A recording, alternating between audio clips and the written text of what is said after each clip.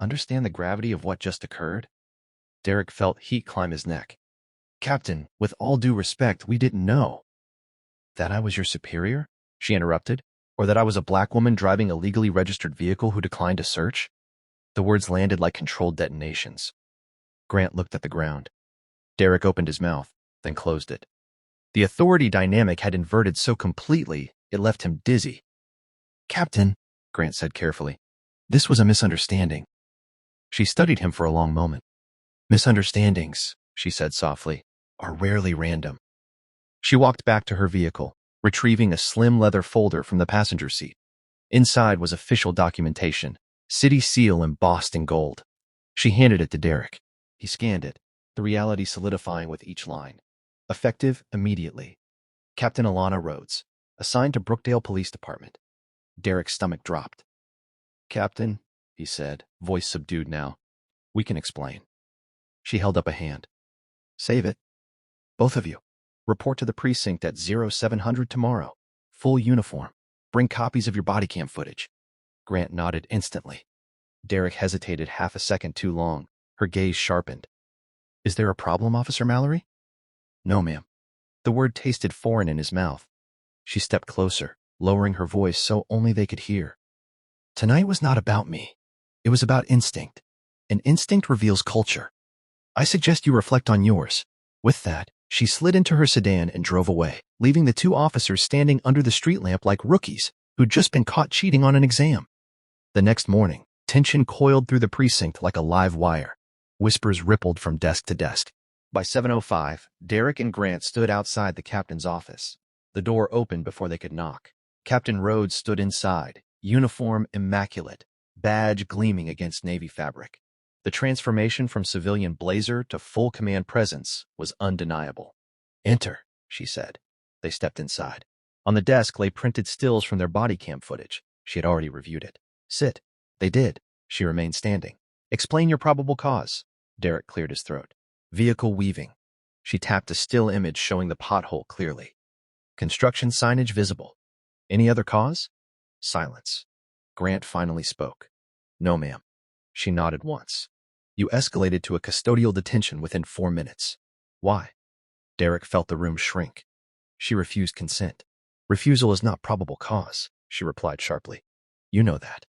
Her eyes locked onto his. Or you should. The reprimand was measured, not explosive, which somehow cut deeper. Effective immediately, she continued. Both of you are reassigned to administrative duty pending review. Derek's head snapped up. Administrative? Desk work, she clarified. Consider it an opportunity for reflection.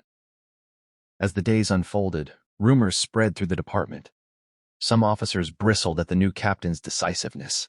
Others, particularly younger recruits and officers of color, felt a cautious spark of hope.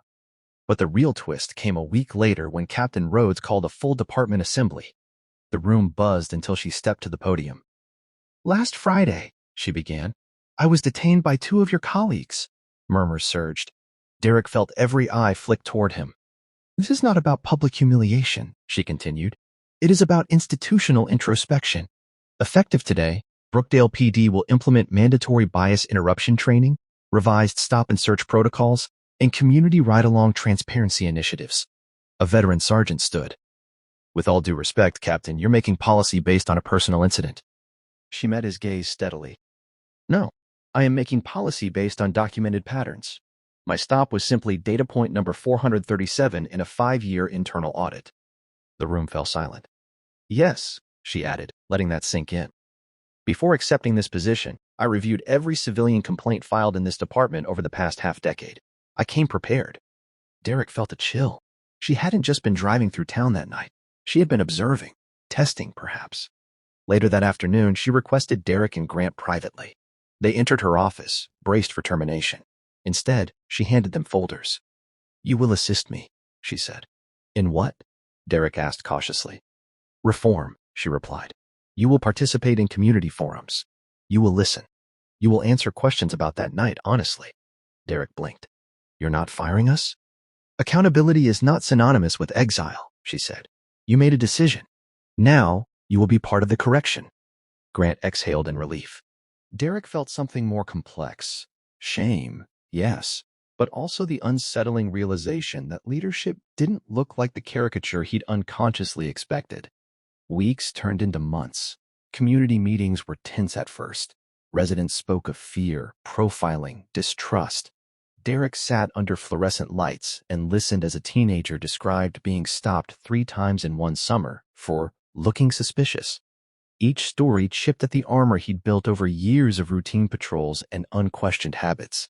One evening, after a particularly emotional forum, Derek approached Captain Rhodes. "Why didn't you expose us publicly that night?" he asked.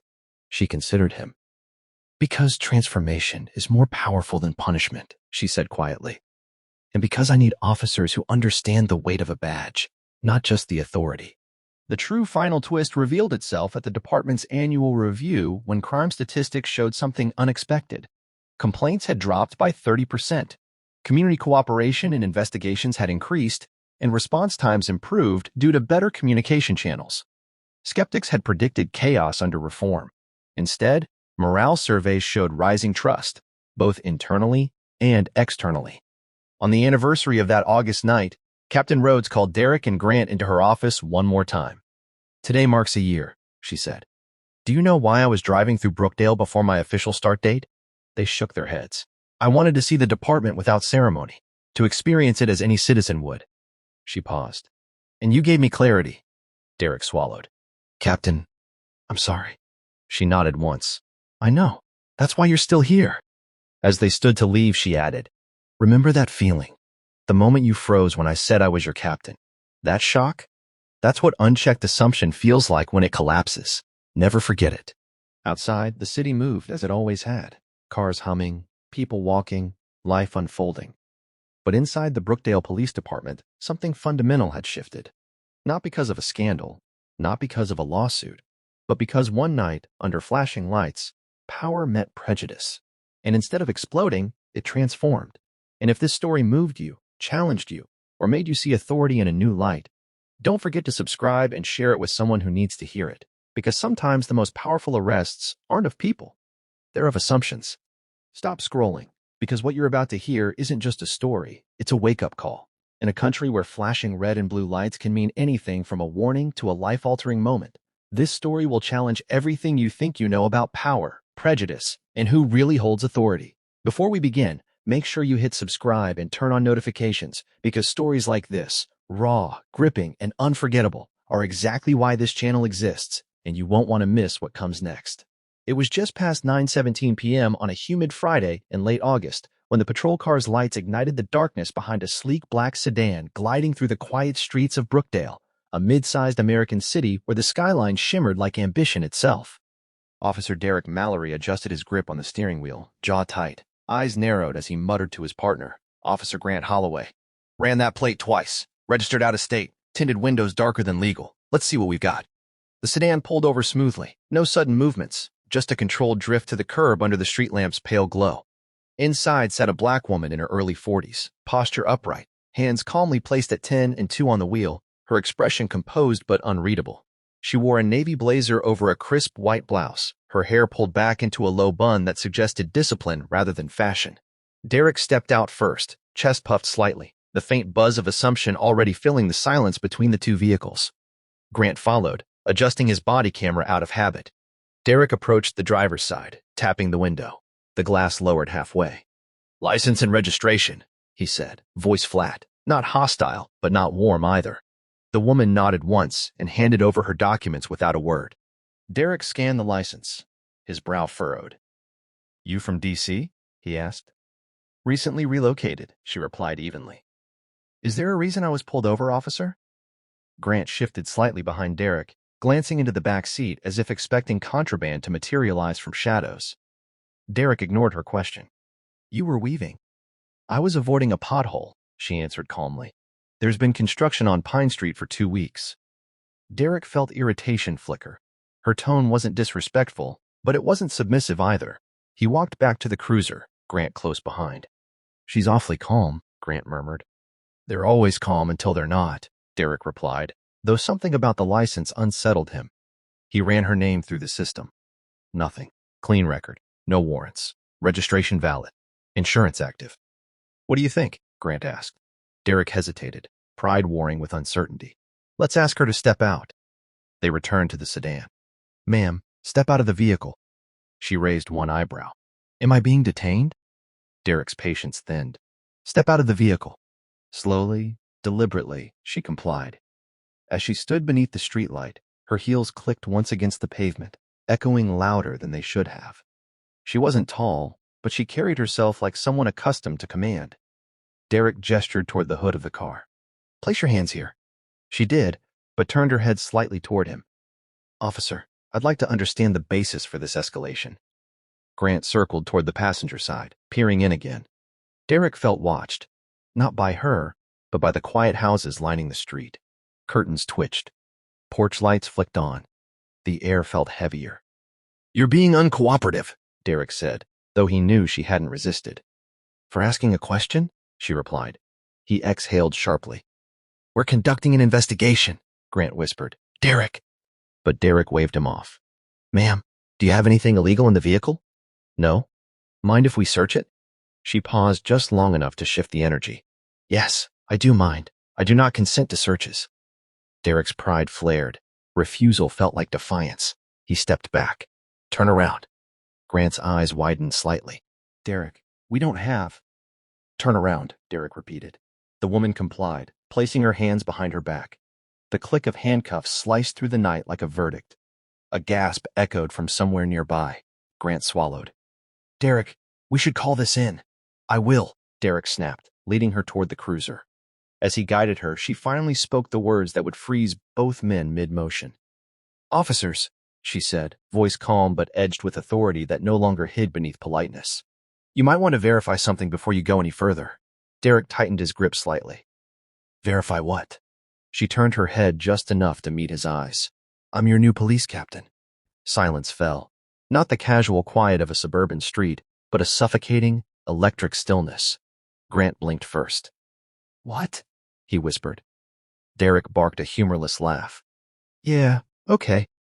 My appointment was finalized this afternoon, she continued. I was instructed to report Monday morning. My name is Captain Alana Rhodes. Grant's face drained of color. Derek, we got that department-wide email about the leadership transition. The chief retiring early? Derek's pulse thudded in his ears. He remembered the memo, skimmed it really. New captain transferring from D.C., decorated internal affairs commander known for reform initiatives. He hadn't read the name carefully. He slowly released one cuff. Why didn't you say something? He demanded, as though the responsibility were hers. I attempted to ask why I was being detained, she replied evenly. You chose not to answer. Grant stepped back entirely, hands raised slightly as if distance could undo the last 5 minutes. Derek removed the second cuff, the metallic sound now heavy with implication. Captain Rhodes rubbed her wrists briefly, but didn't display anger. That frightened Derek more than shouting would have. Get her cuffs off camera, he hissed to Grant, forgetting the body cams were already rolling. Grant swallowed. They're already recording. A neighbor across the street was openly filming with a phone now. Captain Rhodes glanced at the glowing screen, then back at Derek. Officers, she said quietly, do you understand the gravity of what just